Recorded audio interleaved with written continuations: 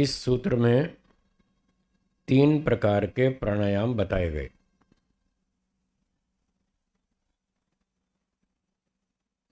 बाह्य, आभ्यंतर और स्तंभ वृत्ति। अब सूत्र में आगे शब्द देखिए। देश काल संख्याभिः परिदृष्टो दीर्घ सूक्ष्म।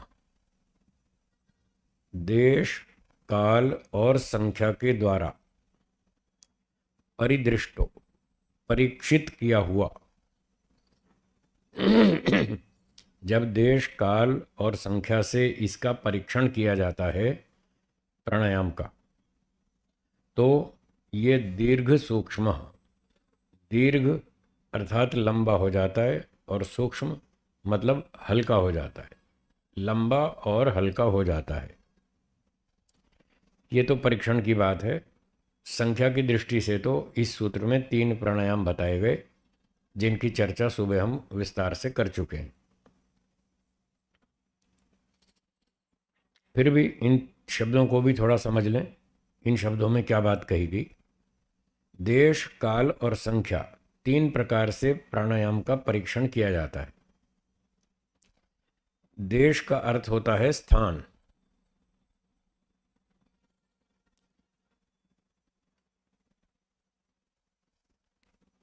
एक तो बाहर का स्थान, नासिका से, शरीर से बाहर का स्थान, एक अंदर का स्थान। ये जो जहाँ तक प्राण गति करता है, जितने एरिया तक करता है, उसका नाम है स्थान। उस स्थान तक ये प्राण जाता है। तो इससे परीक्षण किया जाता है कि प्राण हल्का हुआ या नहीं हुआ, लंबा हुआ या नहीं हुआ। इसका परीक्षण ऐसे होता है कि जब व्यक्ति नया नया प्राणायाम शुरू करता है तो उसका प्राण भारी होता है। मान लीजिए उसने अपनी नासिका से 10 इंच की दूरी पर एक छोटा सा रुई का टुकड़ा रख लिया टेबल पे। नासिका से इतनी दूरी पर एक रुई का टुकड़ा रख लिया और फिर ऐसे श्वास छोड़ा। वो टुकड़ा अगर हिल गया तो इसका अर्थ है कि उसका श्वास इतनी दूर तक मार करता है, इतनी दूर तक जाता है वो। फिर 2 इंच और बढ़ा दिया, 12 इंच पर दूरी पर रखा और फिर वायु छोड़ी, फिर भी हिल गया, तो पता चला कि उसका श्वास 12 इंच दूरी तक जाता है। तो शुरू शुरू में जब व्यक्ति अभ्यास करता है तो उसका श्वास भारी होता है और वो दूर तक अटैक करता है, दूर तक मार करता है। फिर 6 महीना अभ्यास करने के बाद व्यक्ति परीक्षण करता है। फिर वही 10 इंच पर, 12 इंच पर फिर वो रुई का टुकड़ा रखता है, फिर हवा छोड़ता है, ऐसे श्वास छोड़ता है। अब की बार नहीं हिला वो 6 महीने बाद, तो मतलब उसका जो देश है वो कम हो गया। अब उतनी देर तक, उतनी दूर तक वो उस रुई के टुकड़े को नहीं हिला रहा। इसका मतलब उसकी दूरी कम हो गई।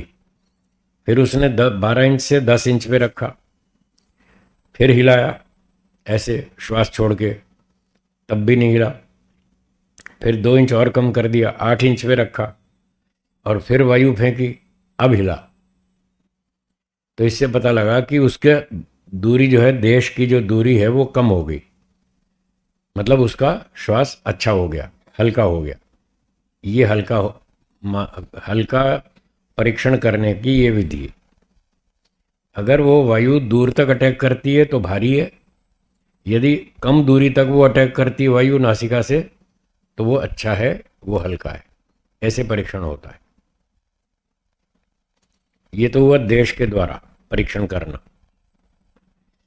फिर है काल। काल का मतलब सेकंड। कितने सेकंड तक आपने प्राण को रोके रखा। 20 सेकंड, 25 सेकंड, 30 सेकंड, कितने सेकंड तक प्राण को रोक के रखा, ये काल से परीक्षण है। तो शुरू शुरू में नया व्यक्ति जब प्राणायाम करता है तो वो 15 सेकंड रोक पाता है। 6 महीने अभ्यास करने के बाद वो 25 सेकंड रोक लेता है। 1 वर्ष तक अभ्यास करने के बाद 30 सेकंड 35 सेकंड रोक लेता है। तो जैसे जैसे ये काल बढ़ता जाएगा तो वैसे वैसे वो अच्छा माना जाएगा कि कुछ अधिक देर तक रोक पाता है, तो वो पहले की तुलना में अच्छा माना जाएगा। तो इसको दीर्घ कहेंगे, लंबा हो गया। अब देर तक रोक सकते हैं, पहले इतना नहीं रोक पाते थे, तो अब ये देर तक रोक पाते हैं, इसको दीर्घ कहेंगे।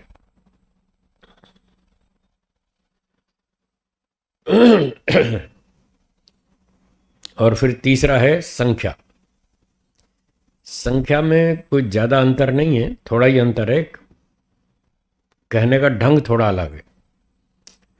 शास्त्रीय भाषा में एक शब्द है जिसका नाम है उद्घात। क्या नाम? उद्घात। तो उद्घात की परिभाषा विद्वानों ने ऐसी बताई कि मान लिया हम जितनी देर में 6 बार श्वास लेते हैं और छोड़ते हैं उसको एक उद्घात कहेंगे, ये परिभाषा है। तो जितनी देर में हमने 6 बार श्वास लिया और 6 बार छोड़ा तो इतने समय को एक उद्घात कहेंगे। तो पहले पहले व्यक्ति का जब श्वास छोटा होता है, लंबा नहीं होता, तो वो ज़्यादा देर तक नहीं रोक पाता। तो वो मान लीजिए 6 श्वास प्रश्वास लेने तक इतने समय तक रोक पाया, तो उसका प्रथम उद्घात कहेंगे। संख्या का मतलब वो एक उद्घात तक श्वास को रोक पाता है, ऐसा कहा जाएगा। फिर 6 महीना साल भर अभ्यास किया, उसके बाद वो इतनी देर तक रोक पाता है जितने में 2 उद्घात हों। 2 मतलब 12 बार। 12 बार श्वास लेना और 12 बार छोड़ना, इसमें जितना समय लगता है उतने समय तक वो प्राण को रोक लेता है। तो ये अब लंबा भी हो गया और थोड़ा हल्का भी हो गया। इस प्रकार उद्घात की संख्या से उस प्राण का परीक्षण किया जाता है। तो ये तीसरा परीक्षण हो गया संख्या के द्वारा। तो जब इस प्रकार से देश काल और संख्या के माध्यम से प्राण का परीक्षण करते हैं तो वह लंबा और हल्का हो जाता है। ये बात इस सूत्र में बताई गई। ठीक है, चलिए, ये तो खैर परीक्षण की बात थी, कभी कभी करते हैं। बाकी मुख्य बात थी 4 प्रकार के प्राणायाम हैं, जिनमें से 3 प्राणायाम इस सूत्र में बताए गए। अब रह गया चौथा। चौथे के लिए अगला सूत्र है। अगला सूत्र देखिए और बोलिए। बाह्याभ्यंतर विषयाक्षेपी चतुर्थ।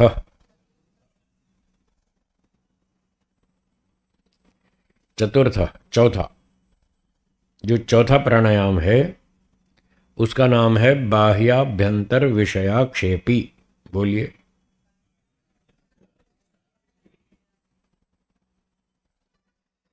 पहले प्राणायाम का नाम था बाह्य विषय। क्या था? और दूसरा आभ्यंतर विषय। और ये जो चौथा है ये इन दोनों का आक्षेप करता है। आक्षेप का अर्थ है विरोध। क्या अर्थ है?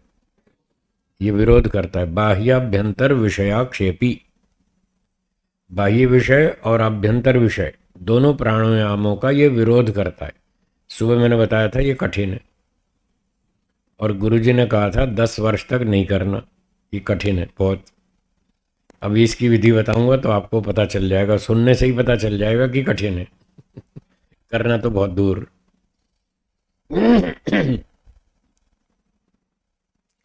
तो इसमें दोनों प्राणायामों का विरोध करना है। पहला प्राणायाम था बाह्य प्राणायाम, बाह्य विषय। उसमें बताया था कि वायु को नासिका से बाहर फेंकना है और उसे बाहर ही रोक देना है यथाशक्ति। जितनी शक्ति है, जितनी क्षमता है, उतनी देर उसे बाहर ही रोक देना है। तो एक व्यक्ति ने वायु को बाहर निकाल दिया नासिका से, फिर उसे रोक दिया,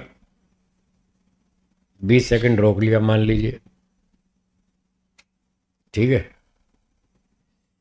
अब 20 सेकंड रोकने के बाद आगे नहीं रोक पा रहा, तो फिर अब उसने छोड़ दिया, तो वायु अंदर भरेगी, बाह्य प्राणायाम में वायु अंदर जाएगी ना। तो अब ये चौथे प्राणायाम में कह रहे हैं उस समय वायु को अंदर नहीं जाने देना, उसका विरोध करना, उसको और रोको, बाहर ही रोको, बल्कि अंदर जो बचा खुचा है उसको भी और बाहर निकालो। बोलो कठिन है ना? ये बहुत कठिन है। तो अंदर वाले प्राण को बाहर निकाल के बाहर रोकना, और जब घबराहट होने लगे तो अंदर नहीं लेना, उसका विरोध करना, बचा खुचा और बाहर निकालो, फिर रोको, फिर 5-7 सेकंड रोका, फिर अब नहीं रुकता, फिर अंदर आने की इच्छा होती है, एक बार उसको और फेंको। तो ऐसे एक बार 2 बार उसको बाहर निकाल के फेंकना है। इसलिए कह रहा था कठिन है। तो 10 साल तक ये काम नहीं करना। 10 साल में 3 प्राणायाम करके जब अच्छी कैपेसिटी हो जाए, अच्छी क्षमता हो जाए, तब जाके ये काम शुरू करेंगे। तो 1 बार 2 बार अंदर की वायु को बाहर निकाल निकाल के उसको बाहर ही रोकना। अब पूरी क्षमता समाप्त हो गई, अब नहीं रोक पाएंगे बाहर, तो अब क्या करेंगे? आभ्यंतर प्राणायाम करेंगे। तो फिर वायु को अंदर भर लेंगे, इस तरह से अंदर भर लिया, फिर उसको अंदर रोक लेंगे।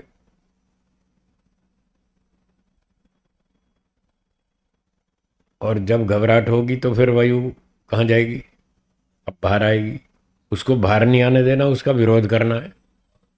तो बाहर से थोड़ी और भर के उसको और रोकना अंदर। कुछ देर के बाद फिर छूटेगी वायु बाहर, फिर नहीं रोक, छोड़ना नहीं उसको, और थोड़ी खींच के फिर अंदर रोकना, 1 बार 2 बार जितनी क्षमता हो। तो इस तरह से बाह्य विषय का भी विरोध करना और आभ्यंतर विषय का भी विरोध करना, दोनों का विरोध करना, ये है बाह्याभ्यंतर विषयाक्षेपी, ये चौथा प्राणायाम, ये सबसे कठिन है। तो इस प्रकार से 4 प्राणायाम हुए। इन प्राणायामों से, इनकी सहायता से फिर क्या लाभ होता है वो आगे से बता रहे हैं अगले सूत्र में। अब अगला सूत्र देखिए, बोलिए। ततः क्षीयते प्रकाशावरणम, ततः उससे, इस प्राणायाम के अभ्यास से क्या लाभ होता है उसका लाभ बता रहे हैं। क्षीयते, क्षीण होता है, कमजोर होता है, दुर्बल होता जाता है। क्या? प्रकाश का आवरण। प्रकाश, वैदिक शास्त्रों में प्रकाश का अर्थ लाइट तो होता ही है, इसका दूसरा अर्थ होता है ज्ञान। प्रकाश और ज्ञान इस तरह से समानार्थक माने जाते हैं। तो यहां प्रकाश का अर्थ है ज्ञान। आवरण मतलब ढकने वाला, आवरण ढक्कन को कहते हैं। तो प्रकाश का जो आवरण है, ज्ञान को जो ढकने वाला आवरण है, वो है अविद्या, अज्ञान, जो ज्ञान को ढकता है, दबाता है। तो इस सूत्र में कह रहे हैं प्राणायाम करने से जो प्रकाश का आवरण है वो क्षीयते, धीरे धीरे कमजोर होता जाता है, नष्ट होता जाता है, हल्का पड़ता जाता है। इससे अविद्या का नाश होता है प्राणायाम करने से। कैसे होता है? इसका जो सिस्टम है, जो इसकी प्रक्रिया है, वो इस तरह से है। जब हम प्राणायाम करते हैं, मान लो अभ्यंतर प्राणायाम किया, एक उदाहरण, हमने अभ्यंतर प्राणायाम किया तो बाहर से जो शुद्ध वायु अंदर छाती में भर ली और उसे अंदर ही रोक लिया, तो वो जो कौन सी वायु भरी? ऑक्सीजन। तो ऑक्सीजन जब हमने अंदर भर ली और उसको रोक लिया, तो सामान्य व्यवहार में दिन भर जो हम सांस लेते रहते हैं, तो वो वायु फेफड़ों में कोई बहुत गहरा नहीं जाती, थोड़ी दूर तक जाती है फिर बाहर आ जाती है, फिर थोड़ी दूर तक जाती है फिर बाहर आ जाती है। लेकिन जब प्राणायाम करते हैं तो उसको अंदर रोक लेते हैं, तो वो और गहरे गहरे स्थानों पर जाती है ऑक्सीजन। प्राणायाम को रोक लेने से, वायु को रोक लेने से और फेफड़ों में गहरे स्थानों तक जाती है और वहां से कचरा निकाल के बाहर लाती है। जो रक्त का कचरा है वो फेफड़े शुद्ध करते हैं।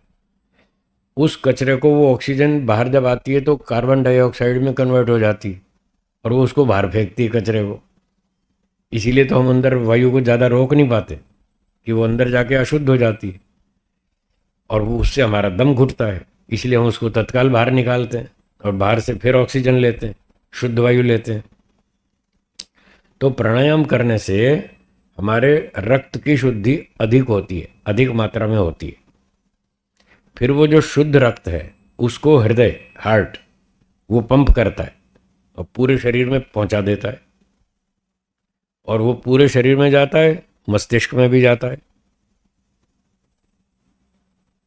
तो परिणाम ये होता है कि मस्तिष्क को पहले की तुलना में अधिक शुद्ध रक्त मिलता है। प्राणायाम करने से ज्यादा प्योर शुद्ध मिलता है रक्त, ब्लड। जब मस्तिष्क को अधिक अच्छा शुद्ध रक्त मिलता है तो मस्तिष्क की कार्यक्षमता अच्छी हो जाती है, दिमाग अच्छा काम करता है। जब बुद्धि अच्छा काम करती है तो अविद्या का नाश करती है। इस तरह से अविद्या का नाश होता है, बुद्धि की आउटपुट बढ़िया हो जाती है और वो अविद्या को हटाती जाती है, अच्छे अच्छे निर्णय लेती है। ये प्रक्रिया है। इसलिए महर्षि पतंजलि जी ने कहा कि प्राणायाम करने से ये लाभ होता है। महर्षि दयानंद जी ने सत्यार्थ प्रकाश में ये बात कही, प्राणायाम करने से, प्राणायाम के अभ्यास से बुद्धि सूक्ष्म हो जाती है। ये महर्षि दयानंद जी ने भी लिखा है, दूसरे समोल्लास में मिल जाएगा आपको। तो बुद्धि सूक्ष्म हो जाती है, अच्छा काम करती है, तो जिससे व्यक्ति सूक्ष्म विषय को भी, कठिन विषय को भी जल्दी सीख लेता है और जल्दी समझ लेता है और जल्दी याद कर लेता है। ये लाभ होता है। इसलिए प्राणायाम करना चाहिए। ठीक है, ये एक सूत्र में इसका लाभ बताया और अगले सूत्र में और दूसरा लाभ भी बताया, वो भी देखिए। बोलिए। धारणा सूच योग्यता मनसह च, च माने और। प्राणायाम के अभ्यास से और ये लाभ भी होता है। मनसह, मन की योग्यता, क्षमता, धारणासु, धारणा में बढ़ जाती है। धारणा में मन की योग्यता बढ़ जाती है। धारणा का अर्थ है मन को शरीर में किसी एक स्थान पर स्थिर कर देना। शरीर में मस्तक, नासिका, कंठ, नाभि, हृदय, कहीं पर भी अपने मन को एक जगह पर टिका देना, मन को स्थिर करना, यह है धारणा। आगे आएगा धारणा, देशबंधस चित्तस्य धारणा। तो मन को टिकाने में ये मन की क्षमता बढ़ जाती है प्राणायाम करने से, अर्थात मन एकाग्र होता है। ये लाभ है। इसीलिए वो सुबह बताया था कि जब निशाना लगाते हैं तो प्राण को रोक लेते हैं, उससे कंसंट्रेशन बढ़ती है, मन एकाग्र होता है। ये लाभ है। आ गया सूत्र में। वहाँ बाहर निशाना लगाते हैं, यहाँ अंदर लगाते हैं। वहाँ कोई वृक्ष आदि, कोई स्थान बना लेते हैं जिस पे निशाना लगाना हो, और यहाँ ईश्वर हमारा वो स्थान है जिस पर हमको निशाना लगाना है। यहाँ लक्ष्य, टारगेट है ब्रह्म, ईश्वर। ईश्वर में अपने मन को टिकाना है, मन को, आत्मा को ईश्वर में लगाना है, वहाँ बाहर वृक्ष आदि में लगाना है। तो इस प्रकार से ये धारणा की योग्यता, क्षमता भी मन की बढ़ जाती है। ये भी प्राणायाम का एक लाभ है। ठीक है, कोई शंका?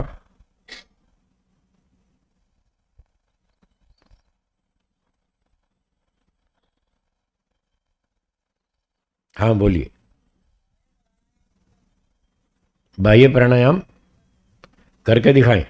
अच्छा ठीक है, चलो प्रैक्टिकल भी कर लेते हैं। बाह्य प्राणायाम में वायु को नासिका से बाहर फेंकेंगे, ठीक है, धीरे धीरे। मैं जानबूझ के धीरे धीरे करूँगा, शोर नहीं हो, ताकि दूसरों को बाधा ना पड़े, इसलिए शोर नहीं करूँगा। बस हाथ के इशारे से आप समझ लेंगे। इसका मतलब है वायु बाहर निकाल रहे हैं, इसका मतलब है रोक दिया, और इसका मतलब है वापस अंदर भर ली। ऐसे संकेत से आप समझ लेंगे। तो मान लीजिए पहले मैं बाह्य प्राणायाम करता हूँ, वायु को नासिका से बाहर छोड़ता हूँ।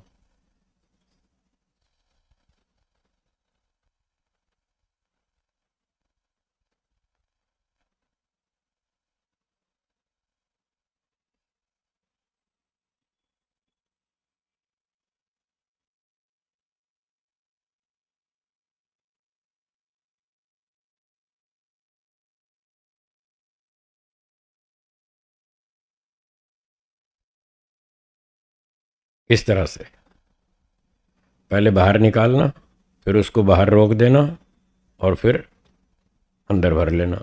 ये 3 क्रियाएं करके बाह्य प्राणायाम पूरा हुआ। इस क्रिया में चाहे हम वायु को बाहर निकाल रहे हैं, चाहे रोक रहे हैं, चाहे अंदर भर रहे हैं, जो भी कर रहे हैं, मन में मंत्र पाठ चलता रहेगा। मन को खाली नहीं छोड़ना। थोड़ा आपका भी प्रैक्टिकल करा दें, करेंगे? हाँ, तो बस कमर सीधी कर लीजिए, बैठे रहिए अपने स्थान पर, कमर सीधी, गर्दन सीधी, आंखें बंद।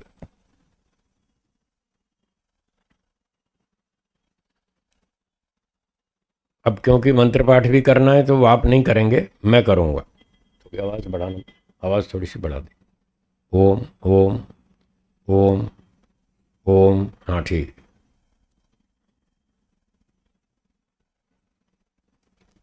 अंदर की वायु को धीरे धीरे नासिका से बाहर छोड़ दीजिए, निकाल दीजिए। अब उसे बाहर ही रोक दीजिए।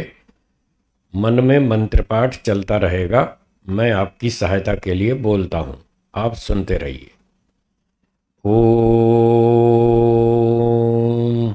न्यायकारी।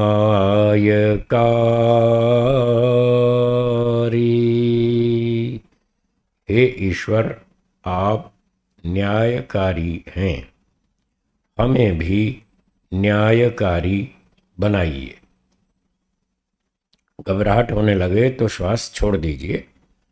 धीरे धीरे वायु को नासिका से अंदर भर लीजिए।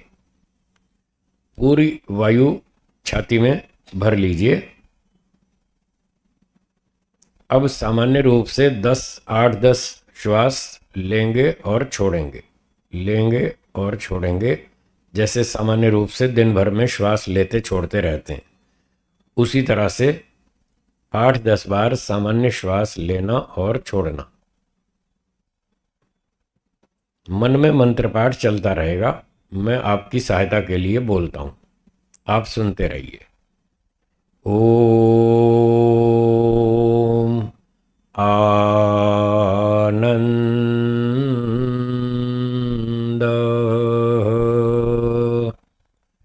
हे ईश्वर, आप आनंद स्वरूप हैं, हमें भी आनंद दीजिए। अब आपकी स्थिति सामान्य हो गई होगी। दूसरी बार फिर से दोहराएंगे बाह्य प्राणायाम। फिर से अंदर की वायु को नासिका से धीरे धीरे बाहर निकाल दीजिए।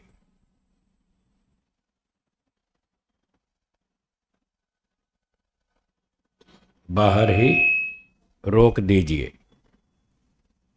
और बाहर रोककर मंत्र पाठ सुनते रहिए। ओम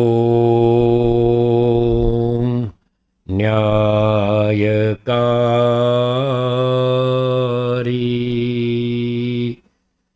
हे ईश्वर, आप न्यायकारी हैं, हमें भी न्यायकारी बनाइए। आप कभी किसी पर अन्याय नहीं करते, हम भी कभी किसी पर अन्याय नहीं करेंगे। घबराहट होने लगे तो श्वास छोड़ दीजिए। धीरे धीरे वायु नासिका से शरीर में भर लीजिए। पूरी वायु भरने के बाद 8-10 बार सामान्य श्वास लेंगे और छोड़ेंगे। मंत्र पाठ सुनते रहेंगे। ओम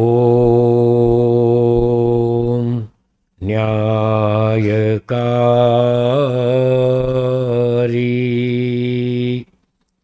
हे ईश्वर, आप न्यायकारी हैं, हमें भी न्यायकारी बनाइए।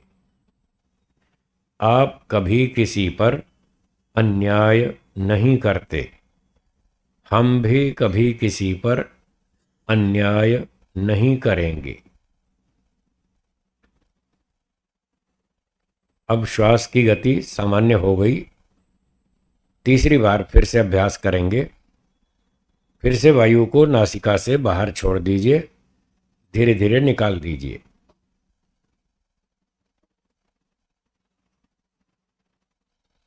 उसे बाहर ही रोक दीजिए। मंत्र पाठ सुनते रहिए।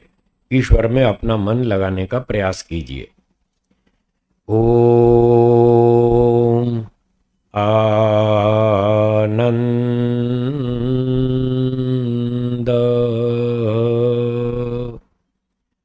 हे ईश्वर, आप आनंद स्वरूप हैं, हमें भी आनंद दीजिए। आप कभी भी दुखी नहीं होते, हम भी कभी भी दुखी न हो। घबराहट होने लगे तो श्वास छोड़ दीजिए। धीरे धीरे वायु को नासिका से अंदर भर लीजिए।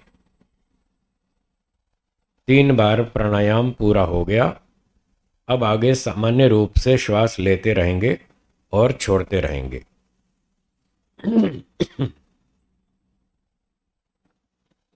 पाठ सुनते रहिए। मन ईश्वर में लगाए रखिए। ओम आनंद।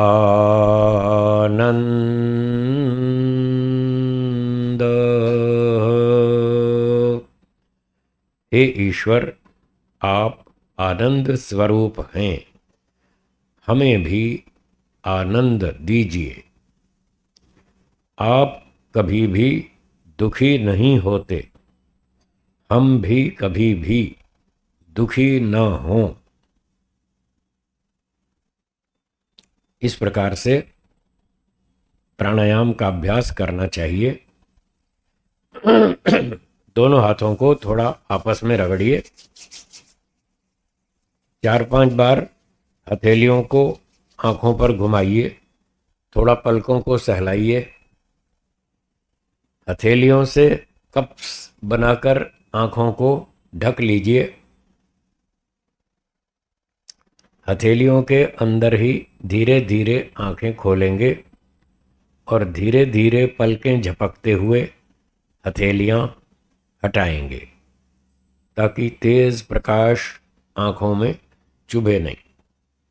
इसका इतना ही उद्देश्य है।